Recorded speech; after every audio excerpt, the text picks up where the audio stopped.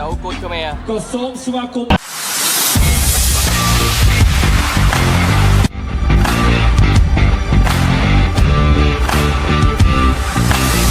មង្គលក្រហម The Red Corner from Cambodia 2026 được tổ chức tại bãi biển Siem Reap View. Và đây là trận cuối cùng trong ngày thi đấu thứ tư ngày hôm nay. Đây là trận thi đấu cuối cùng của ngày thi đấu thứ tư ngày hôm nay. Và trên sàn đấu của chúng ta là giải vô địch giữa hai võ sĩ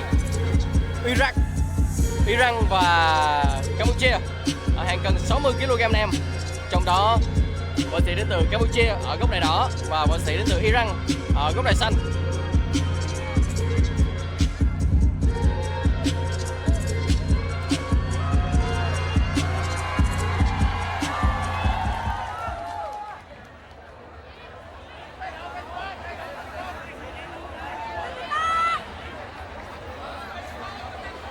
Kế một hơi Kế một hơi Kế chiến nó nè bóng bốn Kế chiến nó nè Ôi bóng bốn như chụp bằng nền tệ Một lần tôi xin cảm ơn cô Chị bạn cơ sông ở con Thế chia với công lăng Campuchia Thăm một bộ đỏ chụp chảy Cambodia có là rưu chiết này phía bên đi Cambodia Sport Festival อีយងបំពេញជាទឹកជាបន្ត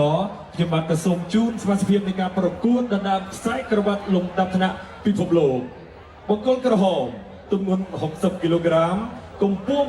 1.65 អាយុ 23 ឆ្នាំមានបទពិសោធន៍ប្រកួតចំនួន 115 ដងឈ្នះ 101 ដងចាញ់ 10 ដងស្មើ 4 ដងនិងផ្ដួលដៃគូឲ្យសន្លប់នៅបបងការប្រកួតចំនួន 59 ដងលោកស្រីអ្នកនាងកញ្ញាក៏សូមស្វាគមន៍បង្គោលក្រហមគុណខ្មែរគ្រប់បីព្រៃពេជ្រសម្បត្តិ Introducing the blue corner. He has 26 years old with 60 kilograms. He's fighting 15 times with 9 wins, 4 losses and 2 draws, including 3 KO. Excellencies, ladies and gentlemen, welcome the blue corner from Iran, Zaid Noorani.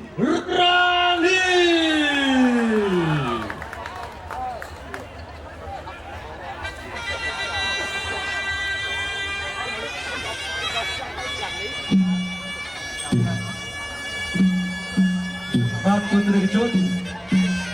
សម្រាប់កីឡាករ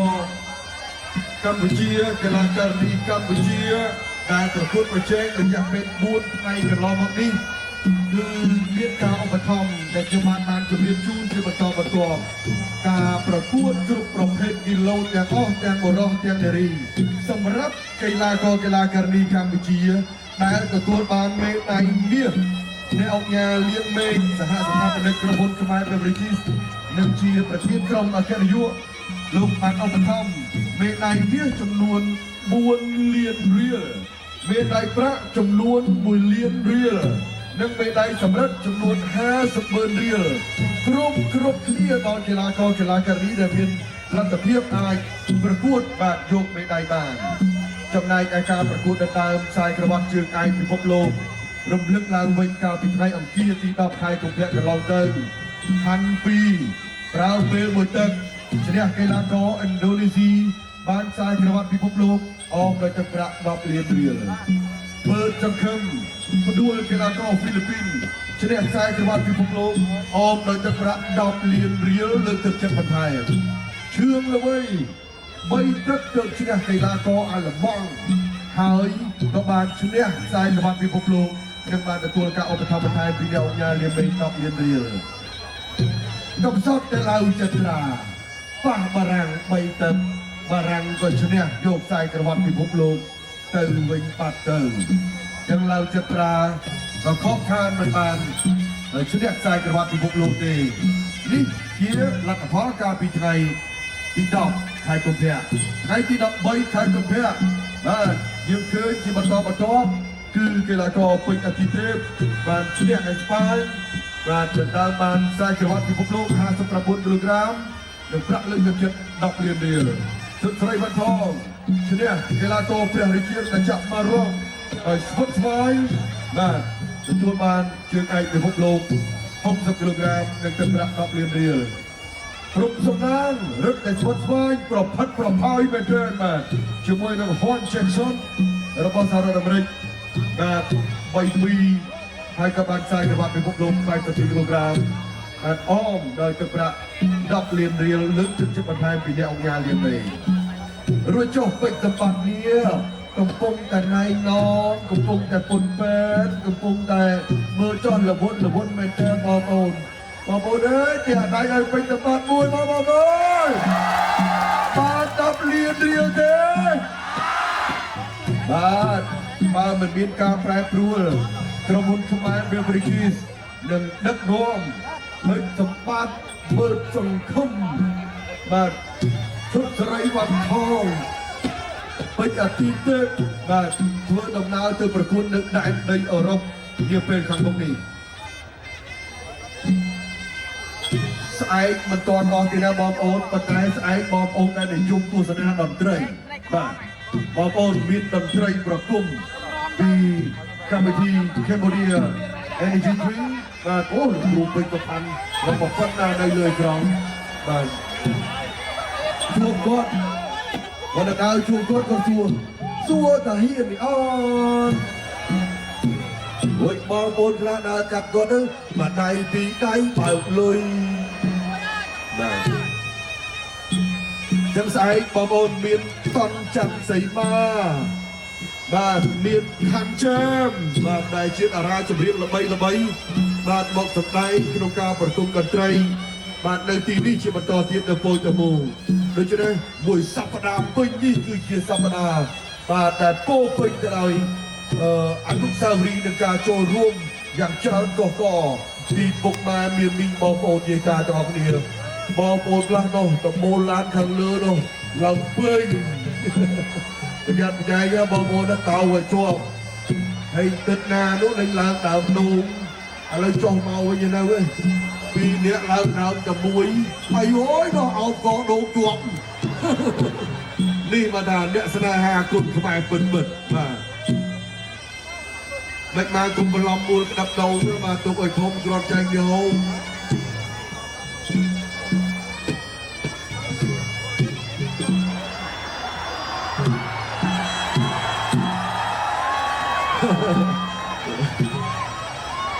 គេមកហើយមកទាំងពីរហើយកុំផ្ទះដៃបងប្អូនណានៅលើដើមដូននេះកុំផ្ទះដៃ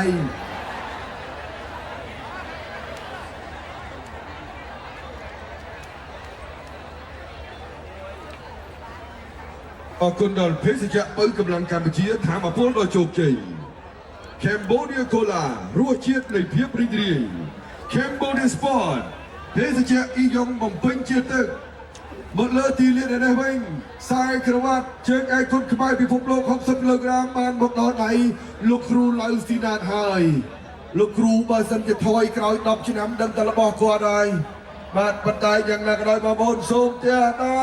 ដល់ខ្សែក្រវ៉ាត់ពិភពលោក60គីឡូក្រាមគុណខ្មែរ